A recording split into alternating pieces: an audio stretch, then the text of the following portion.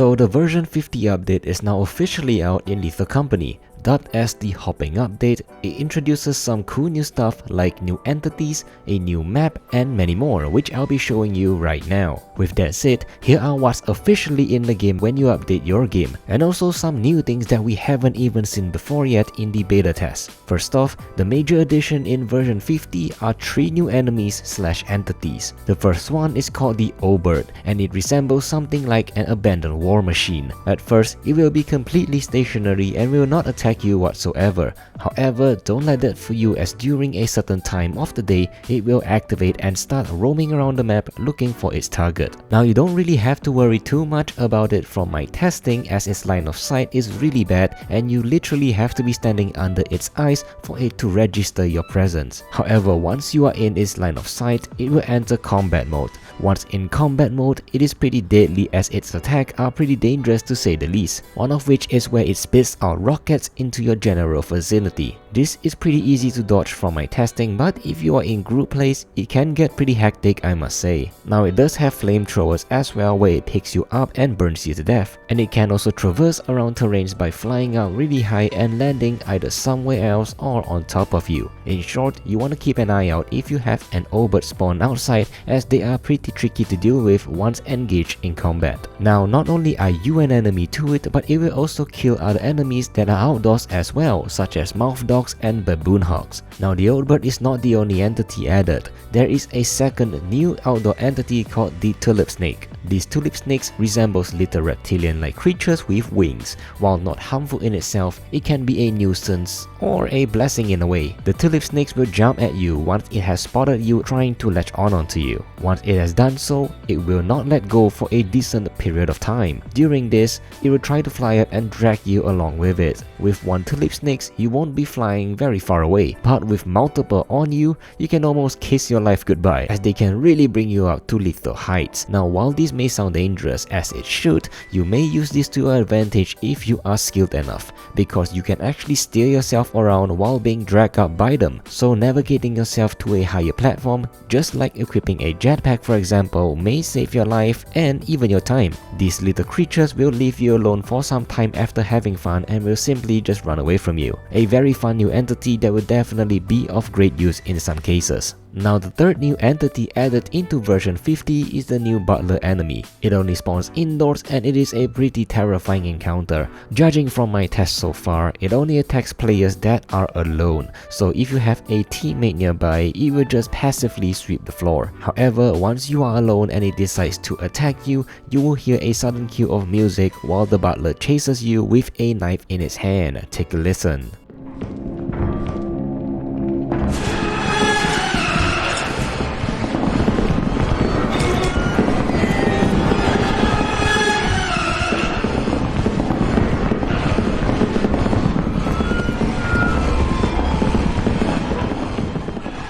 Now, do know that if you decide to attack the butler first, it will attack you regardless. The butler's damage hurts pretty high because of its high rate of fire, but if you're able, you can actually kill it. But even then, it is not over yet. Killing the butler will prompt it to explode, dealing 0 damage but with a pushback to any players around it. It spawns in masked hornets, which kinda works like the beast outdoors and will chase and kill you pretty quickly if you're not careful. These hornets cannot be killed, so if you are trying to kill the butler to get its knife, it is best to do so at the end of a run, or you'll be locked out in certain areas thanks to the hornets. Speaking of loot, the knife that you picked up from the butler can either be sold or used. It has an extremely high rate of fire if you spam click it and will kill things pretty darn quickly. However, its range is very short, so be careful. So that's all for the 3 new entities. Let's move on to the new map added. So there are 3 new moons that are added into Lethal Company with this update, one of which are listed in the terminal and the other 2 are actually secret moons that are not listed in the terminal.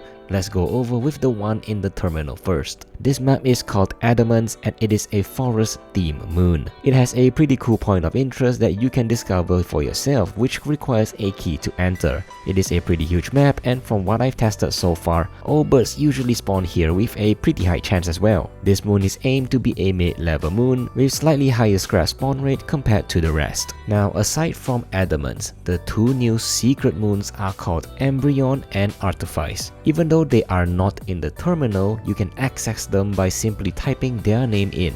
Be warned though, as these are considered to be two of the new hardest map in the game so far. Starting off with Embryon.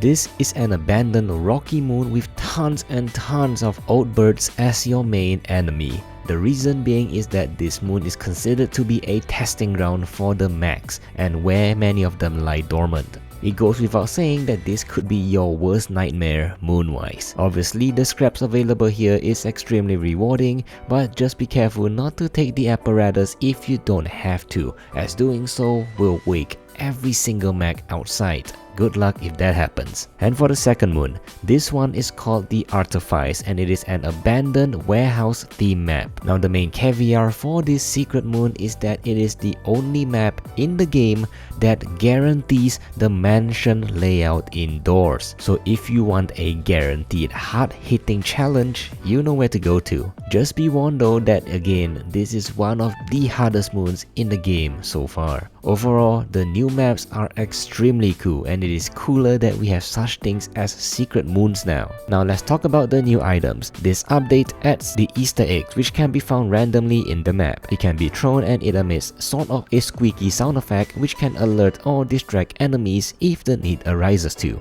There are also 2 new suits in the rotating shop plus 1 new disco ball that I haven't found it yet. One of the new suits is called the Easter Bunny suit which commemorates the Easter holidays, and the other suit is called the Bee suit which focuses on a honeybee-like pattern. These new suits will be on rotation in the store and will not always be available, just like the hazmat suit. Now aside from these changes, the Moon Dine has received a major rework as well. Instead of the old layout, it is now surrounded by massive hilly terrains and it is easier to even access the fire exits now, which usually requires an extension ladder before. I'm really liking this new change because Dine really didn't feel too special compared to the higher end maps. Glad to see this new map rework in this update. Now there are also a new hazard/trap that spawns indoors which unfortunately I couldn't get a footage of, but it's sort of like a bear-like trap that crushes anyone from above. It's kinda like a spike trap, so you gotta watch your step. Now to quickly go over the other smaller changes in the patch note, you can now quickly run down from slope faster, the bell now makes a sound when dropped which will alert enemies at a large radius, baboon hawks will now spawn in groups of 2 and have lesser HP and deal lesser damage, scrap rate and output had been tweaked in multiple moons to make them more rewarding, shovel weight has now been increased as the previously new weight made them a little bit too light, crouch sprinting is now fixed which previously enabled players to run without making a sound,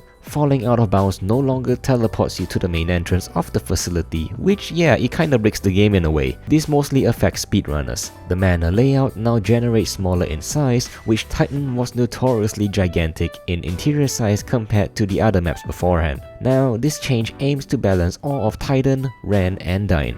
In the future, Zeekers, the developer of the game, aims to add more creatures outside and inside of the facility, so we can expect more unique encounters for future updates. Also, varieties to the interiors will be the main focus for upcoming patches as well. So yeah, that is pretty much a quick rundown of all the new stuff added into version 50 update. Let me know your thoughts in the comment below, and if you are thinking to enhance your Lethal Company journey with mods, I have showcased over 100 amazing mods for you to choose from. Click on the playlist right here and I'll see you there.